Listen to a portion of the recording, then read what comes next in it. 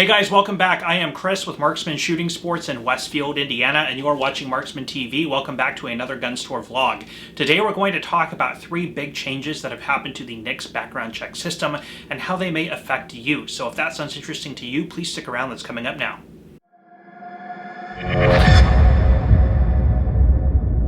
Alright, for those of you new to the channel, I have been in the firearms industry for going on 10 years, and when things like this happen, I like to bring the information to you. So if you do go into a gun store and get tripped up by any of these NICS changes, you will understand why and you can conduct yourself accordingly. Please remember, I am not an attorney, so anything I'm going to discuss today should not be considered as legal advice. If you have any specific questions about this information, please address those to your attorney. First, this is in relation to the Bipartisan Safer Communities Act, which passed through Congress and was signed into law about 3 or 4 months ago. I did a full-length video on that bill, and you can reference that down below in the description box. I will have a link to that video. Now, in the Bipartisan Safer Communities Act, there were a lot of different components that Congress was hoping to address. Some things typically endorsed by Republicans, such as hardening schools and allocating resources and funding to mental health. And other things were really nested in gun control, typically the things that Democrats have their eye on. Now, specifically, if we talk about the gun control measures, some of the things that were specifically focused on were people under the age of 21. Federally in the United States, anybody between the age of 18 and 20, or 18 and older, I should say, can purchase a long gun, that is a rifle or a shotgun, and then at the age of 21 you can begin purchasing handguns.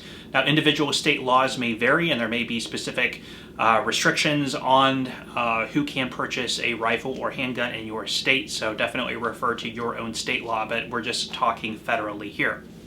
Now, as part of the Bipartisan Safer Communities Act, when it came to people between the age of 18 and 20, they changed certain aspects of how the NICS background check would be conducted through the FBI. First of all, traditionally, when you complete a background check in a gun store, when you're purchasing a firearm, you can receive one of 3 statuses.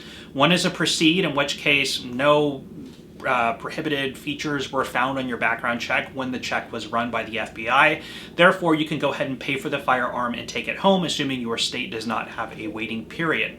The second is a delay. That is not necessarily a denied. It just means that NICS needs some additional time to investigate your background check. Typical reasons for this are a common name such as Joe Smith, where when the check is run, multiple Joe Smiths may show up with felony records. Therefore, they need the additional time to vet through those people to make sure you are not one of them, contact your local law enforcement, things like that. Now, when NICS was first implemented, the 4473 background check, it indicated that a person could only be delayed for a maximum of 3 days. Now, those days do not include date of the form submission or date of transfer. They also do not include weekends or federal holidays, so it could actually be 5 or more days. Now, in the Bipartisan Safer Communities Act, they wanted to change a few things when it came to buyers between the age of 18 and 20. First of all, instead of having the option of a proceed status, those buyers will automatically go to a delay in every single case. So if you are between the ages of 18 and 20 and you're purchasing a long gun in a gun store, you will absolutely be delayed. Now, they have also changed the waiting period on the delay from 3 days to 10 days, again, specifically for buyers between the age of 18 and 20. Therefore, you will be delayed right away, and you could be on delay for up to 10 days. An additional change they made is they are allowing access to juvenile records for that background check investigation. That's how they justify the additional waiting period, where they can contact your local authorities or juvenile centers or however that works and see if you have a juvenile record or any pattern of violent behavior which may prohibit you from owning a firearm. Now, of course, once you are at the age of 21, none of this will apply to you anymore, and it'll be business as usual as far as the background checks go. And the third status that I forgot to mention was a deny, and that goes without saying, is that you were denied from purchasing the firearm at all. They found something on your record either justifiably or erroneously. If something was erroneously found on your record which denied you from purchasing the firearm, there is an appeals process which you can go through to get that decision overturned. In my almost 10 years in business, we've had that happen maybe 4 or 5 times, so it does happen, but not very often. Additionally, in 2022, a separate act was passed called the Consolidated Appropriations Act, and among other things, it aimed to focus on prosecuting people who would lie on the 4473 background check form. Now, on top of the 4473 background check form, there is a statement which says that by filling out the form, you understand that if you lie on the form, you can serve up to 10 years in prison and also pay up to a $250,000 fine.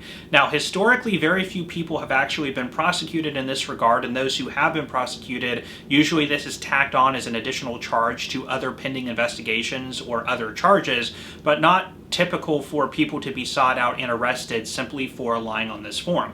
As part of this act, they aim to sort of crush down more heavily on people who are filling out background check forms and lying on them, trying to get a firearm illegally.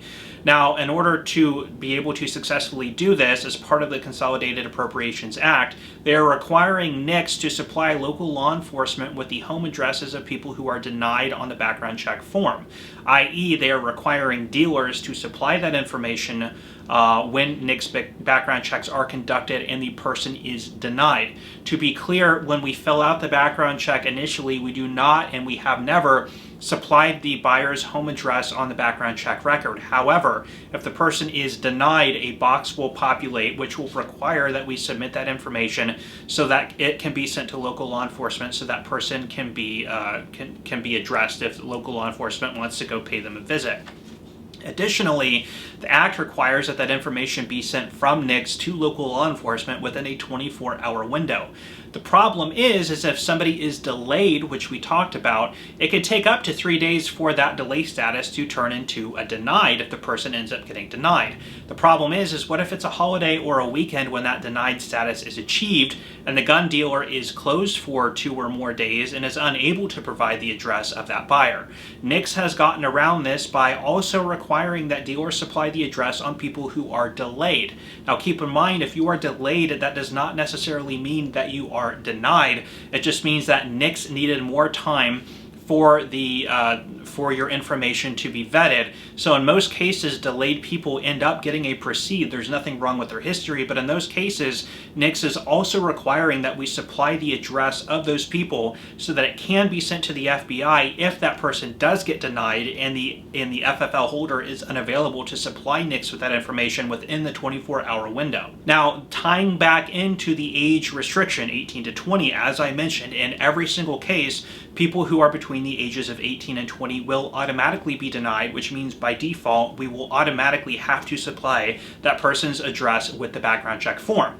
So if you are 18, 19, or 20, when you do a background check in a store, you will be delayed, your address will be sent to NICS, and you could be on hold for up to 10 days. Now, a lot of people might ask, as the dealer on a delayed status, why would the FFL want to supply, or why would they conform to supplying the person's personal address?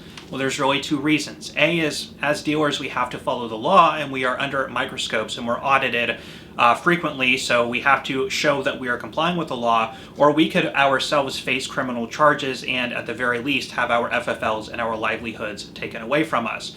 Additionally, if you fail to supply the address or you choose not to, then the background check is terminated and that person will not have any opportunity of purchasing that firearm from your store. So you have to weigh the cost between submitting the address or not allowing that person to purchase a firearm from you, thus sort of inhibiting their Second Amendment rights. So just some things to consider. Anyway, those are sort of the updates to the changes that have happened with NICS. I just wanted to quickly fill you guys in. If you have any questions, please leave those down below. I will try and help in any way I can. If you enjoy these videos or find them useful or interesting, please go ahead and subscribe to my channel. Hit that bell notification button so you know when we are posting new content. I'm going to leave you guys off with that. I am Chris with Marksman Shooting Sports in Westfield, Indiana. You are watching Marksman TV, and I will see you next time.